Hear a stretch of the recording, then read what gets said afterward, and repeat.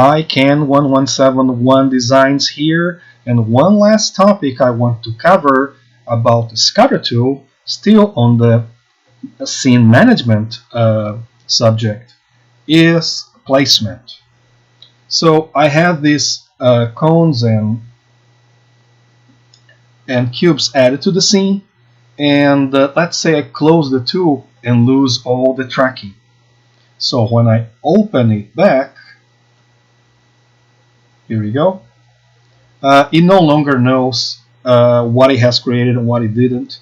All the objects existing on the scene, it doesn't know that they were there. It doesn't know it has created it because it's not all the tracking is lost. But well, this can be a good or a bad thing. But let's talk about the good side.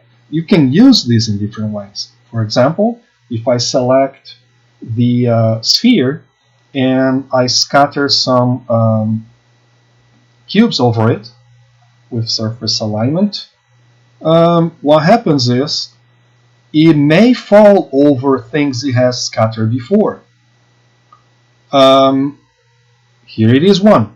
There was this cube here, and I know it has been placed now because it fell over a cone that was already on the sphere. One of the reasons that tracking happens, and here's another one. One of the reasons there is tracking in the tool is that so this does not happen.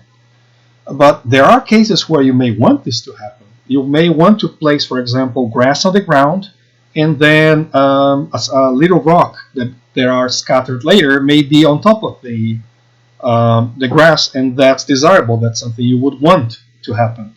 And if you want that this is how you would do it.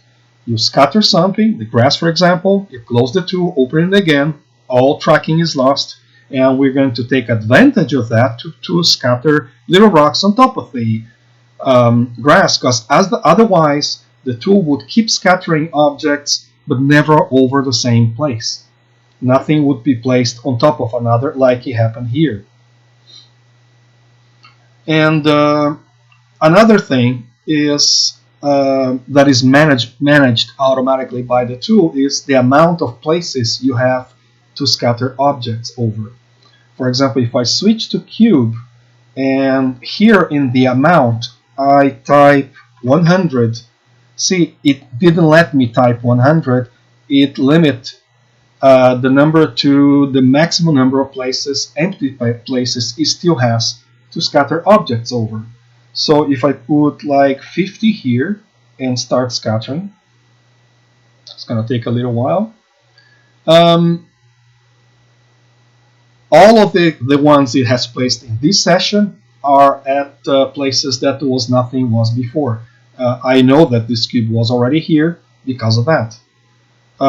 Okay, now you see the number has automatically been changed to 22 by the end of the scattering session, telling me, okay, if I want to scatter more, I don't have as much as I had before. I only have 22 places to put objects before I run out of space. So let's switch to cubes and scatter 22.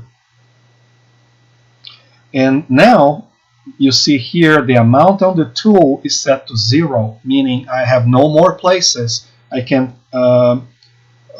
place objects, and that's it. This object is full. So if I click scatter again, nothing happens. If you want to keep scattering things so that things get placed on top, you know what to do. You close the tool and start scattering again. So let's remove the cubes. It only remain now the ones that were in the previous session. Those as seen in the previous tutorial do not get affected.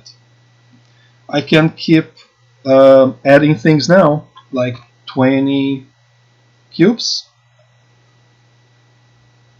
And if the number doesn't change to a smaller value by the end of the scattering session, you know that you still have 20 more. And if you want to know how many you have, you can put a larger number, like 100. The number gets automatically set to how many you actually can, how many empty spaces you still have to scatter over. And that's what I wanted to show in this. Thank you.